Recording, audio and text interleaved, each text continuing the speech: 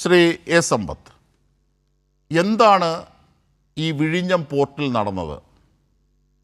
അതിൻ്റെ ആഘാതം, ആ ക്രമക്കേടുകളുടെ ആഴം, ഗ്രാവിറ്റി എത്ര കണ്ടാണ്? 3, അതിൽ അസ്വസ്ഥത പരസ്യമായി പ്രകടിപ്പിക്കുന്ന KC വേണുഗോപാൽ VD സതീശൻ്റെ സർക്കാർ മുമ്പോട്ട് വെക്കുന്ന വാദങ്ങളുമായി ഒത്തുപോകുന്നതാണോ? താങ്കളും അത് കേട്ടല്ലോ. KC വേണുഗോപാൽ പറയുന്നത് BJP ഭരിക്കുന്ന സംസ്ഥാനങ്ങളെപ്പോലെ അദാനിക്ക് കയറി പെരുമാറാൻ പറ്റുന്ന സംസ്ഥാനമാണോ കേരളം എന്ന് KC വേണുഗോപാലിന് ചോദിക്കണമെങ്കിൽ അദ്ദേഹം പറയാതെ പറയുന്നത്, വരികൾക്കിടയിൽ അദ്ദേഹം കടത്തുന്നത് എന്താണ് ശ്രീ എ സമ്പത്ത്? താങ്കളുടെ ചോദ്യങ്ങൾക്ക് ഒടുവിലത്തെ ചോദ്യത്തിന് മറുപടിയായി തുടങ്ങാം. ഈ നമ്മളൊക്കെ തന്നെ കേട്ടിട്ടുള്ളൊരു തമാശ ഉണ്ട് ജിംഷാദ്. സ്കൂൾ കുട്ടികളായിരിക്കുമ്പോൾ രാത്രി സമയം അർദ്ധരാത്രിയോടടുത്തപ്പോൾ തെങ്ങിൻ്റെ മണ്ടയിൽ മുകളിൽ വല്ലാത്ത അനക്കം, ആരോ തേങ്ങ വെട്ടിയിടുന്നത് പോലെയെല്ലാം തോന്നി. അങ്ങനെ വീട്ടുകാർ ലൈറ്റിട്ട് ടോർച്ചുമൊക്കെ ആയിട്ട് പുറത്തിറങ്ങി. ആരാടാ തെങ്ങിൻ്റെ മുകളിൽ എന്ന് ചോദിച്ചപ്പോൾ പറഞ്ഞു, ഞാനാണേ, ചെറിയാനാണേ എന്ന് പറഞ്ഞു. എന്താടാ ഈ സമയത്ത് തെങ്ങിൻ്റെ മുകളിൽ? കുറുന്തോട്ടി പറിക്കാനാണ് കയറിയത്. ഭാഷ എന്ന് വിളിച്ചിട്ട് നാടൻ ഭാഷയാണ്, തിരുവനന്തപുരം ഭാഷയാണ്. അർദ്ധരാത്രി തെങ്ങിലാണോടാ ഈ കുറുന്തോട്ടി പറിക്കുന്നത്? അതുകൊണ്ടല്ലേ ഞാൻ താഴേക്ക് ഇറങ്ങുന്നത് എന്ന്. ഇന്നത്തെ കേരള മുഖ്യമന്ത്രിയുടെ ഈ മറുപടി എന്ന് അദ്ദേഹം ഉദ്ദേശിക്കുന്ന പദപ്രയോഗങ്ങൾ, വാചകങ്ങൾ, അത് നമ്മൾ കേൾക്കുമ്പോൾ അത് മാത്രമാണ് ഓർമ്മയിൽ വരാൻ കഴിയുക. സാമാന്യ നീതിക്ക് നിരക്കുന്നതല്ല ഈ നടന്നിട്ടുള്ള കാര്യങ്ങൾ. സാമാന്യ യുക്തിക്ക് ദഹിക്കുന്നതുമല്ല അദ്ദേഹത്തിൻ്റെ മറുപടി. കോൺഗ്രസിൻ്റെ നേതാക്കൾക്ക് തന്നെ ഇക്കാര്യങ്ങൾ സ്വീകാര്യമാവും എന്ന് ഞാൻ വിശ്വസിക്കുന്നില്ല.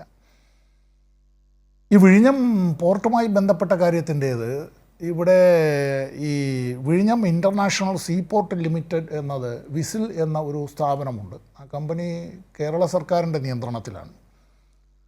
അത് സ്റ്റേറ്റ് ഗവൺമെൻറ്റിൻ്റെ ഉടമസ്ഥതയിലാണ്. അതൊരു സ്പെഷ്യൽ പർപ്പസ് വെഹിക്കിളാണ്. പോർട്ടിൻ്റെ മോണിറ്ററിങ്, അതിൻ്റെ ഹാൻഡിലിങ്ങുമായി ബന്ധപ്പെട്ട ഇൻഫ്രാസ്ട്രക്ചർ ഡെവലപ്മെൻറ്റ്, അതിൻ്റെ അത്തരം കാര്യങ്ങൾ, അടിസ്ഥാന സൗകര്യ വികസനവുമായി ബന്ധപ്പെട്ട കാര്യങ്ങളിലെല്ലാം സർക്കാരിൻ്റെ ഒരു കമ്പനിയാണ്. അദാനി വിഴിഞ്ഞം പോർട്ട് പ്രൈവറ്റ് ലിമിറ്റഡ് AVPPLലാണ് ഇപ്പോൾ ഈ പറയുന്ന വിവാദം ഉടലെടുത്തിട്ടുള്ളത്. ഈ പറയുന്നതായിട്ടുള്ള അദാനി കമ്പനിയുടെ 49% ഓഹരി അത്തരത്തിൽ ഒരു ബഹുരാഷ്ട്ര കുത്തകയ്ക്ക് അല്ല, മറ്റേതെങ്കിലും ഒരു വിദേശ കമ്പനിക്ക് അല്ല, മറ്റ് കമ്പനികൾ ചേർന്നുള്ളൊരു എന്തോ ആവട്ടെ, അതല്ല, ഒരു ഈ കമ്പനികളെല്ലാം ജൂറിഡിക് പേഴ്സണാലിറ്റിയാണ്. നമ്മളെപ്പോലെ ജീവിച്ചിരിക്കുന്ന മനുഷ്യരെല്ലാം മൺമറയുന്നവരല്ല. അതെല്ലാം ഉണ്ടാക്കുന്നതായിട്ടുള്ള രൂപീകരിക്കുന്ന ആളുകളെല്ലാം മൺമറഞ്ഞു പോയാലും കമ്പനികൾ ജീവിച്ചു തന്നെ ഇരിക്കും. ലോകത്ത് ആറ്റം ബോംബിനേക്കാൾ വലിയ സാമ്പത്തിക രംഗത്തുള്ളൊരു കണ്ടുപിടുത്തമാണ് ജോയിൻറ്റ് സ്റ്റോക്ക് കമ്പനി. ഇവിടെ 25% അതിനപ്പുറം ഓഹരി അത്തരത്തിൽ കൈമാറ്റം ചെയ്യണമെങ്കിൽ സംസ്ഥാന സർക്കാരിൻ്റെ മുൻകൂറായ അനുമതി വേണം എന്ന് പറയുമ്പോൾ, സംസ്ഥാന സർക്കാരിൻ്റെ അനുമതിയെപ്പറ്റിയുള്ള ഒരു കത്ത് കാണിക്കാനായി മുഖ്യമന്ത്രിക്ക് കഴിയുന്നില്ല എങ്കിൽ, അതിനു മുമ്പ് തന്നെ മാധ്യമങ്ങളിൽ കൂടി നമ്മൾ ജനങ്ങൾ അറിയേണ്ടതായ ഒരു ഗതികേടിലേക്ക് ഇൻവെർട്ടഡ് കോമയിലെത്തുന്നു എങ്കിൽ, ഇത്തരം കാര്യത്തെ സംബന്ധിച്ച് സെബിക്ക് ഇതിനു മുമ്പ് തന്നെ കത്തയക്കുന്നു എങ്കിൽ എവിടെ നിന്നാണ് വരേണ്ടത്? ഇത് സംബന്ധിച്ചുള്ള തുടക്കം വരേണ്ടത് സംസ്ഥാന സർക്കാരിൻ്റെ അനുമതി തേടിക്കൊണ്ടാണ് സെബിയിലേക്ക് പോകേണ്ടത്. അല്ലാതെ സെബിക്ക് അത്തരത്തിൽ നേരത്തെ കത്തയക്കുന്നുവെങ്കിൽ അതിൻ്റെ അർത്ഥം, സോറി ടു സേ ദാറ്റ്, അവരൊരു ഡീലുണ്ടായിരുന്നോ എന്നുള്ളൊരു ചോദ്യം ഉടലെടുക്കുന്നത് അങ്ങനെയാണ്. നമ്മൾ ഈ കോവിഡ് കാലത്തൊക്കെ പറയുമല്ലോ, ചില ആളുകളുടെ യാത്രയുടെ റൂട്ട് മാപ്പ് എടുക്കണം എന്നത്. ഇന്നത്തെ കേരള മുഖ്യമന്ത്രി ബഹുമാന്യനായ ശ്രീ VD സതീശൻ്റെ അത്തരത്തിലുള്ള തെരഞ്ഞെടുപ്പ് കാലത്ത് അദ്ദേഹം പ്രതിപക്ഷ നേതാവായിരിക്കുമ്പോൾ അദ്ദേഹത്തിൻ്റെ യാത്രയുമായി, വിവാദയാത്രയുമായി, ചാർട്ടേഡ് വിമാനയാത്രയുമായി, മംഗലപുരത്തെ ചില സന്ദർശകരുമായി ബന്ധപ്പെട്ടുള്ളത് അദ്ദേഹത്തിൻ്റെ റൂട്ട് മാപ്പ് എടുക്കൽ മാത്രമല്ല, അദ്ദേഹത്തിൻ്റെ വാചകങ്ങളുടെ റൂട്ട് മാപ്പും കൂടി എടുക്കേണ്ടതായിട്ടുണ്ട്. ഇതൊരു ഡീലാണ്, nothing else but a deal. മറ്റുള്ളവർ അറിഞ്ഞിട്ടുണ്ടാവില്ല. ഇവിടെ ഈ വിഴിഞ്ഞം പദ്ധതി ഇതിൻ്റെ തുടക്കവുമായി ബന്ധപ്പെട്ട കാര്യത്തിൽ ഡൽഹിയിൽ വെച്ചാണ് ചർച്ച നടക്കുന്നത്. അന്ന് ഇന്ത്യയുടെ പ്രതിരോധ വകുപ്പ് മന്ത്രിയായിരുന്ന ശ്രീ AK ആൻ്റണി അടക്കം പങ്കെടുത്തുകൊണ്ട് പ്രധാനപ്പെട്ട ഒരു 4-5 കോൺഗ്രസ് നേതാക്കളാണ് അദാനിയുമായി ഇത്തരത്തിലുള്ള ചർച്ച നടത്തിയത്. ആ ചർച്ച അവിടെ വെച്ച് നടത്തി അവിടെ ചില കാര്യങ്ങളെ സംബന്ധിച്ച് തീരുമാനമെടുത്തു. എടുത്ത തീരുമാനങ്ങളെല്ലാം രേഖയിൽ ആക്കിയോ എന്നുള്ളതിനെ സംബന്ധിച്ചൊന്നും നമുക്കിപ്പോൾ അറിയില്ല. ആ തീരുമാനത്തെ തുടർന്ന് വിഴിഞ്ഞം പദ്ധതിയിൽ അദാനിക്ക് അത്തരത്തിൽ ആ കൺസെഷനെയർ അവർക്ക് ചില അമിതമായ ആനുകൂല്യങ്ങൾ നൽകുന്നതിനെ സംബന്ധിച്ച് CPIM വ്യത്യസ്ത അഭിപ്രായമുണ്ടായിരുന്നു. എന്നാലും വിഴിഞ്ഞം പദ്ധതി അത് നമ്മുടെ രാഷ്ട്രത്തെ സംബന്ധിച്ച് പ്രധാനപ്പെട്ടതാണ് എന്നുള്ളതും ഈ പദ്ധതി വൈകിപ്പിക്കുന്നതിന് വേണ്ടി വലിയ ബഹുരാഷ്ട്ര കുത്തക കമ്പനികൾ അത്തരത്തിൽ പല ഈ വലിയ കണ്ടെയ്നർ ഷിപ്പുകൾ വരുന്ന വലിയ പോർട്ടുകൾ അത്തരത്തിലുള്ള ലോകത്ത് പലയിടത്തുമുണ്ട്. അവരൊക്കെ ഇന്ത്യയിലേക്ക് പണം ഒഴുക്കിയിരുന്നു എന്ന് മാധ്യമങ്ങൾ വാർത്തകൾ പലപ്പോഴായി പുറത്തു കൊണ്ടുവന്നതാണ്. ഇന്നത്തെ ആധുനിക ബിസിനസ് രംഗത്ത് ഈ പറയുന്നതായിട്ടുള്ളൊരു പുതിയ ഒരു സംരംഭം തുടങ്ങുക എന്നുള്ളത് പോലെ തന്നെ തുടങ്ങാതിരിക്കുന്നതിന് വേണ്ടി ഹൗ ടു സബോട്ടാഷ് എന്നുള്ളത് അതും പുതിയ മാനേജ്മെൻറ്റ് തന്ത്രങ്ങളുടെ ഭാഗമാണ്. എൻ്റെ മുട്ടകൾ എളുപ്പം വിരിയിപ്പിക്കുക എന്നുള്ളത് മാത്രമല്ല, അയൽക്കാരൻ്റെ മുട്ടകൾ വിരിയാതെ അതെല്ലാം തന്നെ അത് ചീഞ്ഞു പോവുക എന്നുള്ളതും ആധുനിക ബിസിനസ് തന്ത്രത്തിൻ്റെ ഭാഗമാണ്. Count your chicks before they are hatched എന്നുള്ള നിലയിലേക്ക് ഒരു one of the best sellers ആയിരുന്ന ഒരു പുസ്തകമുണ്ടായിരുന്നു, ഓർമ്മയുണ്ടല്ലോ, അനന്തം ചൗധരിയുടെ പുസ്തകം. ഇവിടെ ഈ പറയുന്ന വിഴിഞ്ഞം MSc ഉപയോഗിച്ച് അതാണ് ചെയ്യാൻ പോകുന്നത്. ഇവിടെ MSc വരുമ്പോഴുണ്ടാകുന്ന ഒരു കാര്യത്തെ ഇത് നിക്ഷേപമല്ല അജിംഷാദ്, അത് ആദ്യം മനസ്സിലാക്കുക. നമ്മുടെ ചർച്ചയിൽ പങ്കെടുക്കുന്ന ഒരു പ്രേക്ഷകരും ഒരു കാര്യം മനസ്സിലാക്കുക.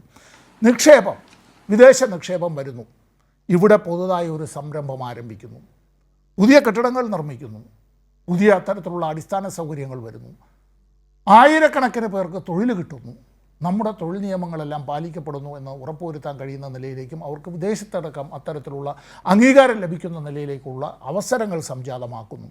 നല്ലത്. എന്നാൽ ഇത്തരത്തിൽ പൊതുപ്പണം ഉപയോഗിച്ച് ഇത്തരം അത് PPP മോഡിലേക്ക് വരേണ്ടി വന്നു. അതിൻ്റെ തന്നെ പ്രോഫിറ്റ് ഷെയറിങ്ങുമായി ബന്ധപ്പെട്ട കാര്യത്തിലൊക്കെ തന്നെ കാര്യങ്ങൾ ഞങ്ങൾ മുമ്പ് ചില വിയോജനക്കുറിപ്പുകൾ അത് പ്രകടമായി തന്നെ അത് പ്രകടിപ്പിച്ചിട്ടുള്ളത് പരസ്യപ്പെടുത്തിയിട്ടുള്ളത് ഒക്കെയാണ്. എന്തായാലും അതിൽ ആദ്യത്തെ ഫസ്റ്റ് ഫേസ് എന്നുള്ളത് അത് ആരംഭിക്കാൻ വൈകി ലേശം, എൻ്റെ ഓർമ്മ ശരിയാണെങ്കിൽ ഒരു 5 കൊല്ലത്തോളം വൈകി. സെക്കൻഡ് ഫേസ് എന്നുള്ളത് നേരത്തെ, അത് പിണറായി വിജയൻ്റെ നേതൃത്വത്തിലുള്ള ഗവൺമെൻറ്റിൻ്റെ രാഷ്ട്രീയ ഇച്ഛാശക്തി കൂടിയാണ്.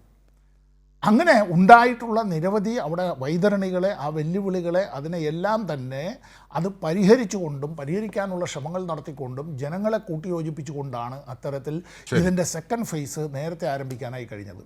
ലാഭം കിട്ടുമ്പോൾ ലാഭമെല്ലാം ഞങ്ങൾക്ക് മാത്രം എന്ന് ചില കമ്പനികളും ശതകോടീശ്വരന്മാരും അത്തരത്തിൽ അങ്ങനെ പറയാതെ പറഞ്ഞു വയ്ക്കുകയും നഷ്ടമുണ്ടായാൽ നിങ്ങളെല്ലാവരും അത് അത്തരത്തിൽ വീതിച്ചെടുത്തുകൊള്ളുകയും ചെയ്യുക എന്നുള്ള നിലയിലേക്ക്, ഓർമ്മയുണ്ടല്ലോ പഴയ സബ് പ്രൈം ക്രൈസിസിൻ്റെ കാലത്ത് ടാറ്റ AIGക്ക് സംഭവിച്ചത്.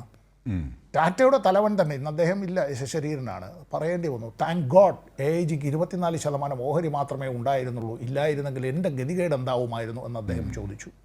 ഇവിടെ ഈ അദാനിയുടെ കമ്പനിക്ക് ഈ പറഞ്ഞ AVPPLന് അവരുടെ ഷെയറുകൾ അത്തരത്തിൽ അതിൻ്റെ ഓഹരി ആ കമ്പോളത്തിൽ അത്തരത്തിൽ വിൽക്കാൻ കഴിയുന്ന നിലയിലേക്ക് അല്ല, അവർക്ക് ഇത്തരത്തിൽ ഇത് ഈ പറയുന്നത് മറ്റൊരു കമ്പനിയിലേക്ക് കൈമാറാനായി 49% കഴിയുന്നുവെങ്കിൽ അത്തരം കാര്യങ്ങൾക്കെല്ലാം ആ സമ്പത്ത്, അത്തരത്തിലുള്ള ആസ്തി, അതിന് ആ ഒരു മൂല്യവർദ്ധനവ് ഉണ്ടാക്കിയത് ഈ രാഷ്ട്രത്തിലെ പ്രത്യേകിച്ചും കേരളത്തിലെ ജനങ്ങളാണ്. അതിന് കേരളത്തിലെ സർക്കാർ വലിയ പങ്ക് വഹിച്ചിട്ടുണ്ട്. ഇപ്പോൾ ഇത് വിൽക്കുകയാണ്.